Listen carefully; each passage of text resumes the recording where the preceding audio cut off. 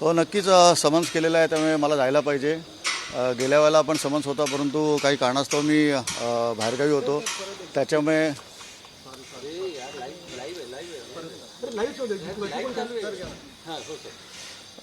नक्कीच आता मला समन्स आलेला आहे आजच्या तारखेचा त्यामुळे मी नक्कीच जातो आहे तिकडे.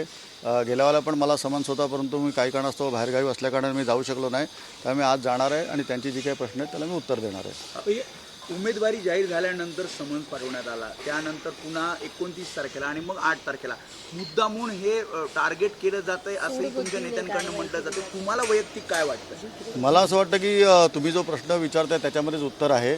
मला वैयक्तिक काय वाटतं ह्याचा जर का विचार जर का कोणी केला असता तर कदाचित अशा पद्धतीचं वागणं झालं नसतं.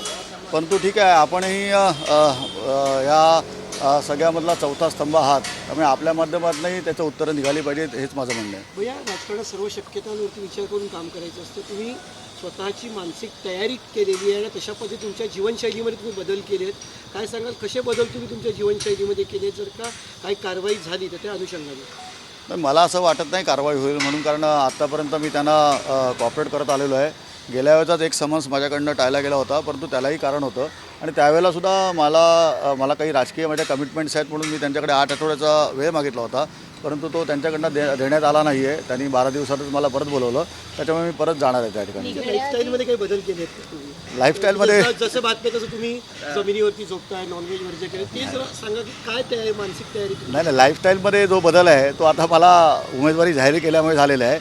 सकाळी 7 वाजता उठतो आणि रात्री 10:30-11पर्यंत बाहेर असतो लोकांमध्ये मिळून मिसळून असतो आणि त्यांच्यामध्ये जाण्याचा मी प्रयत्न करतो. तुम्ही म्हणजे एका वृत्तपत्रात असं सांगण्यात आलं की तुम्हाला भीती नाही आहे म्हणजे तुम्ही चौकशीला सामोरे जाणार आहात आणि 8 तारखेपर्यंत जितका प्रचार करता येईल तेवढा तुम्ही प्रचार केला? 100% 8 तारखेपर्यंत मी दररोज बाहेर होतो. माझा पदाधिकारी माझा कार्यकर्ता रस्त्यावरती होता.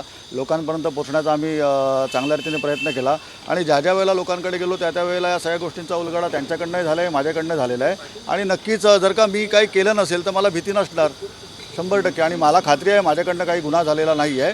तरी पण एखादा गुन्हा जेव्हा नोंद होतो त्यावेळेला त्याची इन्क्वायरी होते.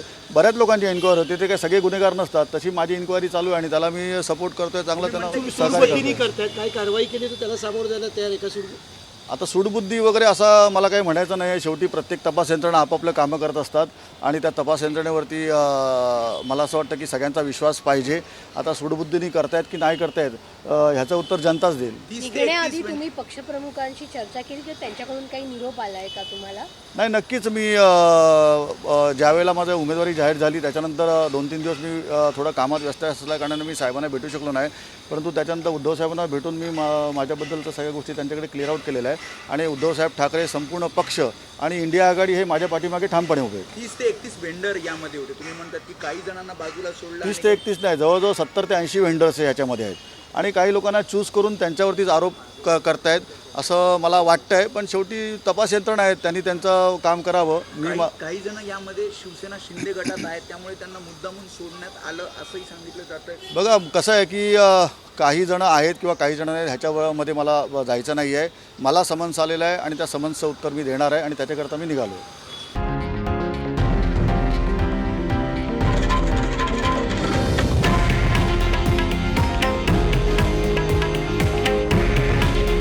हे आहे देशातील नंबर 1 न्यूज नेटवर्क आणि आपण पाहत आहात TV9 मराठी. काळजी तुमची, हित महाराष्ट्राचं.